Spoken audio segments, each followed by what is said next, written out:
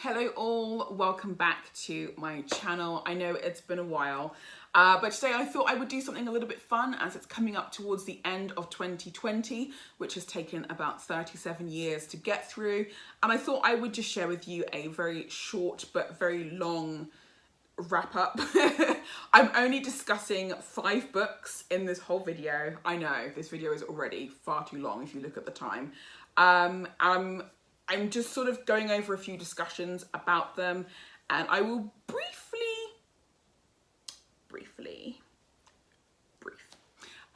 go over the book that actually inspired me to do a 2020 wrap up, and that book happens to be The Song of Achilles by Madeline Miller. This was a book that I loved, and I think it has knocked several books off my top list. Off their positions at the top. It's the only book I can proudly say that has ever made me ugly cry in my entire reading career. Wow. It's a great book. It's a great book. I'm getting tearful just thinking about it. Okay, let's get into this list. I will put a list of these particular books in the description box down below in case you don't want to go through the entire video. I will try and get timestamps in. I haven't quite worked out how to do that, but I will try and get them in. And again, I'll put them down below so you can just skip just in case you don't want to watch the whole video because it is quite long. So yeah, I think that's everything. Let's jump into it.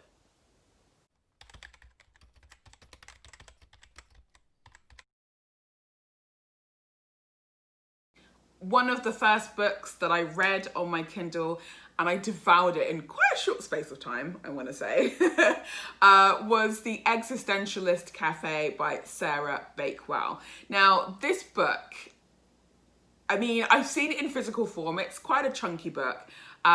It's so well written, and it's just so in depth, and there's a lot of information inside that it was very Moorish. I just devoured it. It was just great, and it inspired me a whole lot as well. It was just a really fun read. The way that it's written is in the style of, I don't know, maybe like it's like a non-fiction work, being that Sarah Bakewell does go over the lives of and certain experiences that inspired existentialism as a movement, as well as all the other philosophical schools that also kind of bled into the creation of existentialism. She goes throughout the history of the very prominent writers and theorists who worked within that particular field, as well as, I can never say it, I'll put the word on screen, phenomenology. It's a theory that sort of predated existentialism by a good few decades. And she goes through the history of all the theorists who were very prominent within those particular fields, from Husserl to Heidegger, all the way through to the French theorists from Sartre and Beauvoir and Merleau-Ponty to Camus and many others. And she sets it in such a way that you start out at a particular cafe, which I forget the name of, and it was known for serving these existentialist apricot cocktails during the day, where they would come and meet and sit and have these academic conversations with one another or with students over the decades. And she basically just tells the story from that particular point, going back in history and coming forward in history, about the whole existentialist movement, right down from the theoretical aspects of what makes up existentialism, right down to the fashion choices of some of the people back in the 40s and the 50s who started wearing the black turtlenecks with the cigarette pants long before it became like a big thing in the swinging 60s. So it was really good to just be able to revisit a lot of the cultural theorists that I absolutely loved from the existentialist pool itself. It was really nice to sort of reread through all of that. I felt like a student all over again. And I have since started looking for more turtlenecks.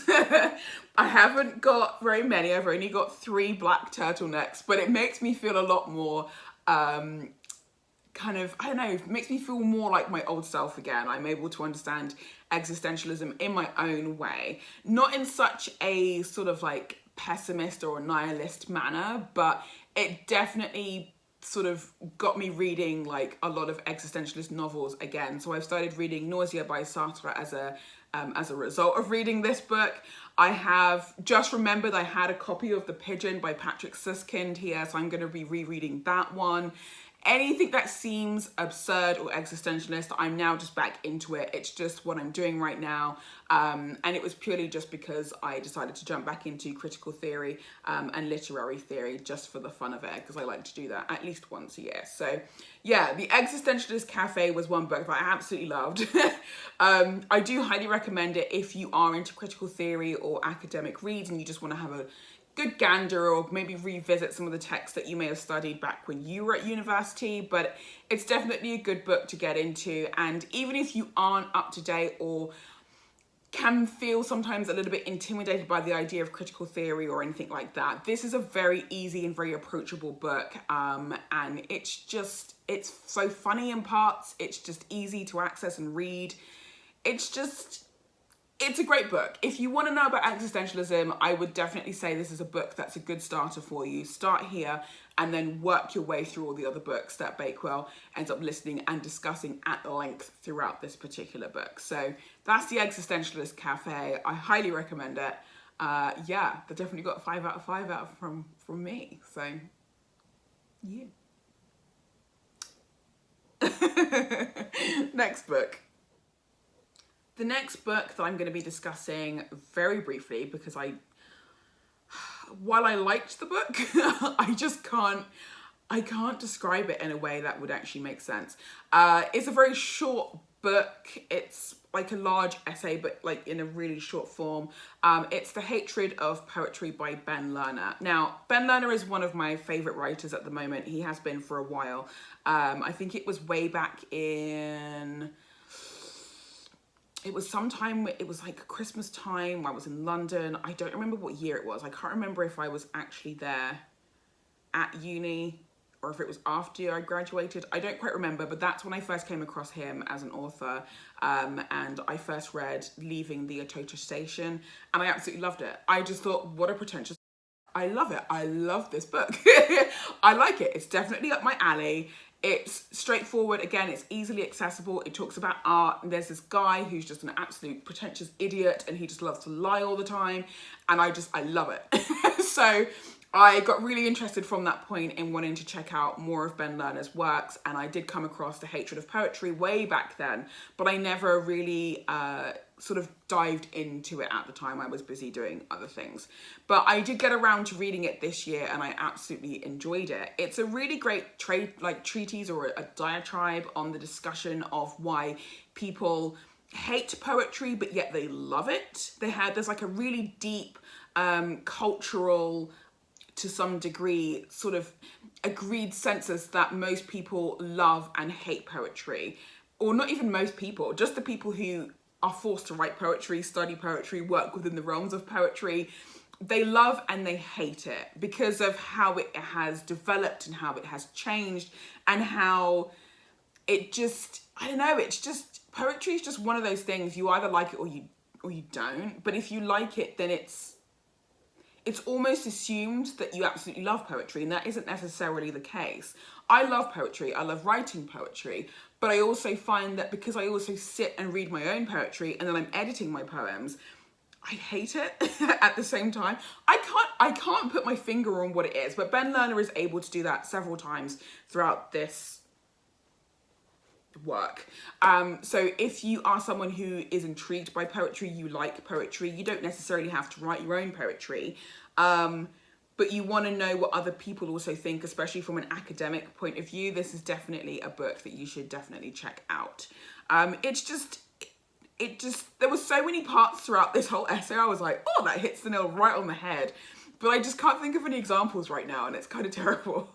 But I don't know, there's just something about poetry in general that just seems so difficult and yet so far-fetched and yet so easy and yet so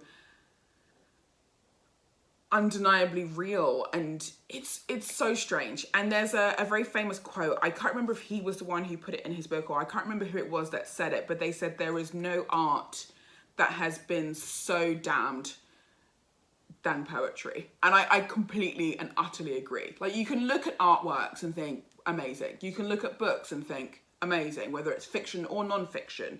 You can look at anything and call it art. But then when it comes to poetry, it's like, but what is it exactly? Can you pinpoint what it is that the poet is trying to say, what it is that poetry is doing in general?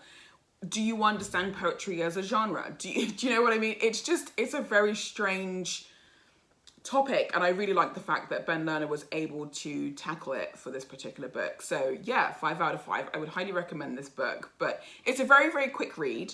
You'll probably get through it in maybe an hour, maybe a lot less than that if you're quite a fast reader. But it's just, it really kind of leaves you feeling like, oh, wait, I still love and hate poetry. It just plagues me, but I still love it. But yet, there are so many aspects of poetry that I absolutely hate with a passion. And yet I find myself wanting to adopt those particular techniques for my own works. And then I just hate my works. And then I don't know. Just get the book. It's great. It's a really quick read. Just give it a go. If not, read his other books. They're absolutely amazing as well. So just, next book. The next book that I'm going to briefly discuss here is The Skin We're In by Desmond Cole. This book is about the Black experience as experienced by the writer Desmond Cole when he was an activist in 2017 here in Canada. Now, the reason why I jumped on this is because it's a discussion about the Black experience from someone who isn't an African American or someone who isn't from the US. As someone who isn't from the US, this just felt like a treat. Now, when BLM started protesting again, I think it was much earlier this year, and obviously late last year, most of the time, most of the stories that were coming out, most of the essays, most of the media, most of the information that was coming out was entirely focused on the US lens, and that's completely fine. But if you are somebody who isn't from the US, but you don't also experience a lot of Black people in your daily life, unfortunately, you're going to have a very skewed understanding of what it means to be Black on the planet, let alone outside of the US, because most of the definitions and discussions and conversations that are being had right now are exclusively about African Americans in the US. This book takes that narrative and says, I will up you one and give you the Canadian experience. It's not the full Canadian experience, obviously, because Canada is massive and it's absolutely vast. So obviously Cole was only able to pinpoint certain aspects around Ontario and various other places. But he even makes a point as well, very briefly throughout the collection itself, where he does actually sort of give a nod and say Caribbean people have a different experience and Black people from the UK and parts of Europe have a completely different experience from people who are born and bred in Canada, let alone anywhere else on this planet. So it was a very good and very well in-depth written piece that I really enjoyed. Again, it was from the Canadian perspective, which is something that I was looking forward to, trying to learn more about Canada and Canadians in general, from The Skin We're In to The Inconvenient Indian and various other books. I'm trying to immerse myself as much as I can into more Canadian literature, whether they're fiction or non-fiction. I just thought this book was a really nice treat. It's a very easy book as well to get into. Again, it's a book that you could probably read in one day, maybe a couple of days, but a lot of what Cole goes over really sheds a lot of light on how different Black people are, culturally speaking, within the various societies around Canada, especially down here in Toronto, and how differently and yet so similarly these experiences from the various people that he spoke to and experiences that he had for himself are very similar, but also kind of different to how Black people are judged, perceived, policed and whatnot in the UK. Things that are almost kind of unheard of. I would love to hear what somebody from the US would think if they were to read this book. I haven't actually looked up any reviews here online or anything, but it's definitely something I would like to look into and ask people for their perspective and how, if they've also found any similarities and differences within their own culture, within a book from a completely different culture as well. Even though we all look very similar, we're so incredibly different. Our cultures and our experiences of society throughout the world are incredibly different. So this book was a real treat and I really liked it. It kept being featured in the window of a bookstore just around the corner from where I live. And that's how I found out about it. I knew nothing about Desmond Cole as a person, knew nothing about the premise of the book. It was just there. I'm a very easy person. If you just advertise something to me, I'm gonna get it. Like 9 times out of 10, I'm gonna get it. Like I keep seeing the Glad bags for trash, and I love the advert so much. I now feel compelled to buy trash bags. I'm a fairly easy person to sell to. In fact, my husband's actually out doing that right now. So yeah, let's just move on to the next book. The next book that I read, I've put on my list, is The Fourth Turning, An American Prophecy, What the Cycles of History Tell Us About America's Next Rendezvous with Destiny, written by Neil Ho and William Strauss. This book, in its simplest form, focuses on and goes over the idea of generational theory, which is the study of looking at patterns and analysing patterns from the past, from previous generations, in order to try and see if we can, in some way, try and second guess if any terrible events are coming or anything like that, and what you can try and do to try and teach cultures and societies to try and unlearn terrible habits from history in order to make better ones. It kind of feeds into that whole saying that history often repeats itself, and it's very true.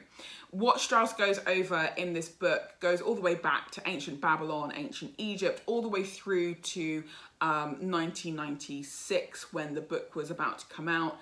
He basically, alongside Neil Ho, they basically just go over everything that has happened as far as society and cultural development in the US is concerned and how it has developed over the time.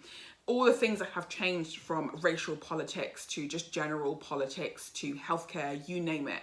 He goes through everything, going through the Great Depression, war, how we are planning on seeing the future, how technology is going to eventually affect us, and such and so forth.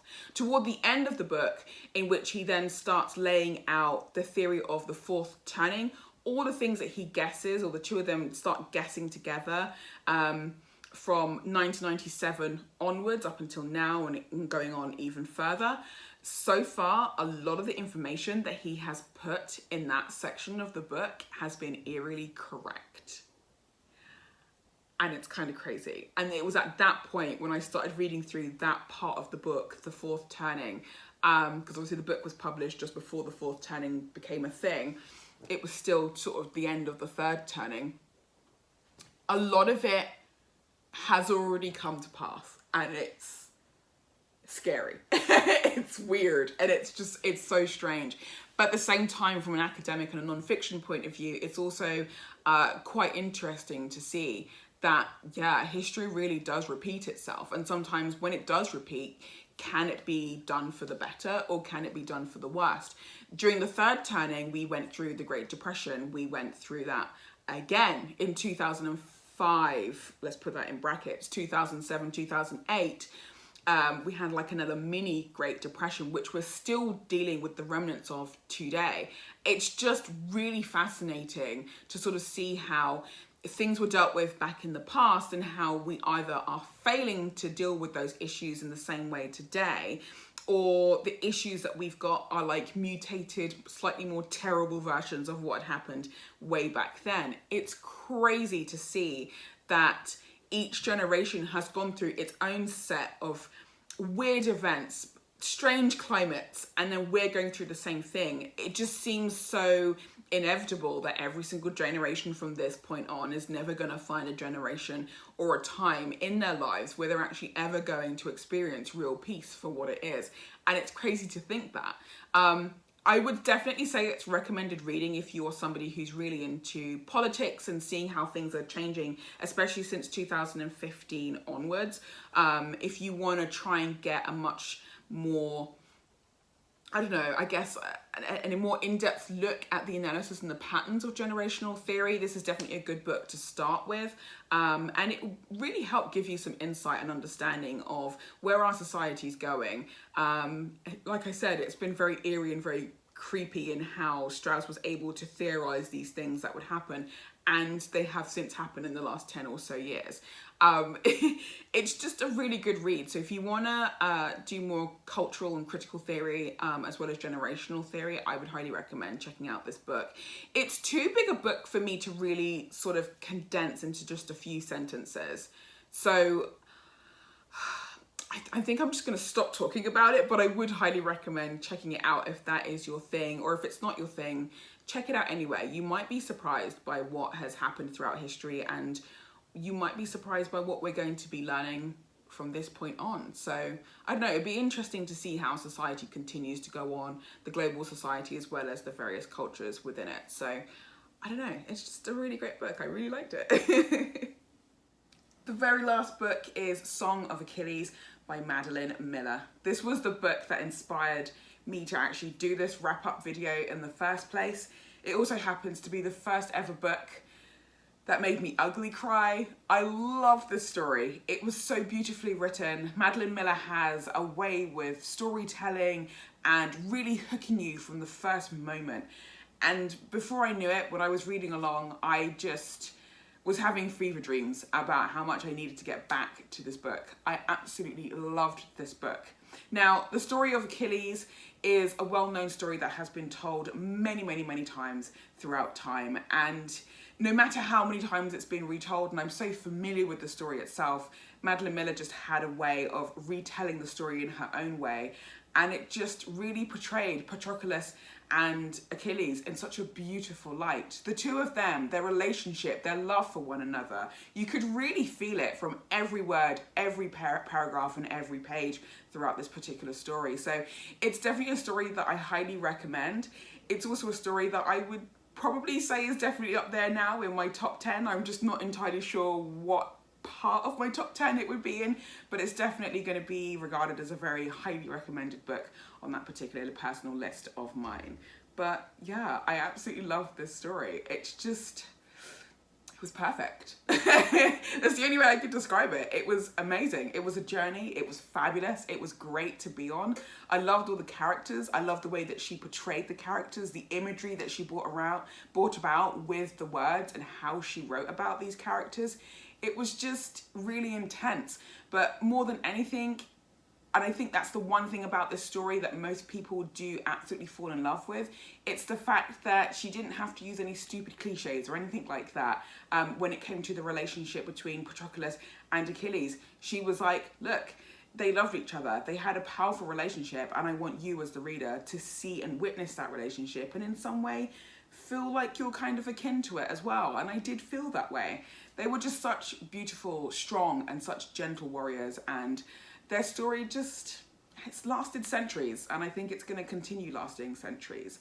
I have also read her book Circe, which I also highly recommend. But yeah, I think Song of Achilles, that was it for me. That was my year in 2020. That was the perfect book to top off this year, and I'm so happy that I finally got around to reading that book. It's just, it's an incredible story. It's not the first time. It's just, this time around I actually got to finish it. These are the current reads that I've already started reading, which I won't be finishing until sometime next year. I was gonna go through like each of them and do like a little brief kind of like, these are my books that I'm reading, but I don't think I will. I will just list them here for you in case you happen to be interested and wanting to know a little bit more about them.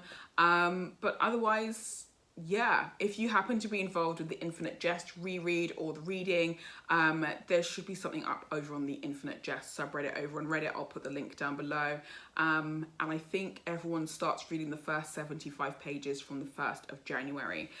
Because I'm a bit of a slow reader sometimes, I'm going to be starting it now. And then going with that, this will be my third official reread because I started the third reread earlier this year. I took a very long break and I've just picked it up after months and months and months to start reading it again. So yeah, if you want to follow along with that, by all means, check it out down below. The two main books I'm really looking forward to starting at some point in the next few weeks are the very first book in the Foundation series by Isaac Asimov, and also the very first book, the very first Dune book, by Frank Herbert. Oh, if his name is correct, it's there. If not, it's there. And I really, really, really want to get around to reading those particular books. But I'm one of those people that once a bunch of people keep saying it over and over and, oh my God, you need to read this, you need to read this, you need to read this, you need to read this, I then feel less compelled to read that book. I just think I will attack that book when I'm good and ready. And now I'm good and ready. And it's mostly because the adaptations are coming out or already out. I'm not 100%. So I know I need to at least get those first two books read and sorted before I get a chance to get around to seeing the adaptations. So those are my two favourite ones at the moment that I'm really looking forward to as far as 2021 reading goals are concerned.